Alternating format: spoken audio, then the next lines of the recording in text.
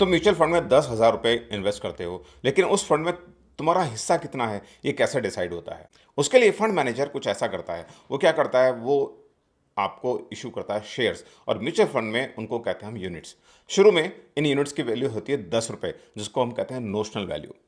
Example से समझते हैं, चाचा ने लगाया 65,000 रुपया, तो 10 रुपये के हिसाब से उनको मिले 6,500 यूनिट्स। भतीजे ने लगाया 10,000 रुपये, तो 10 रुपये के हिसाब से उसको मिलते 1,000 यूनिट्स। टोटल 5 लोगों ने इन्वेस्टमेंट किया 2,75,000 रुपये का, तो टोटल यूनिट्स हो जाती हैं 27,500।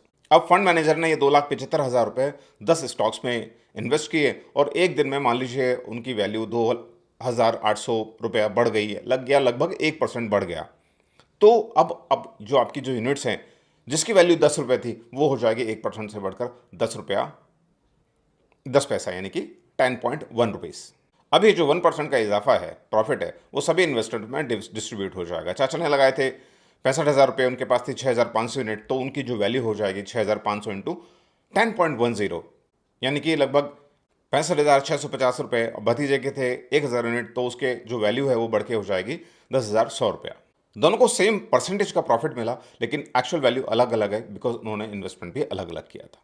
यही unit system fair distribution ensure करता है। अगली रील में हम समझेंगे जो वैल्यू है, इसको हम कहते हैं एनएवी।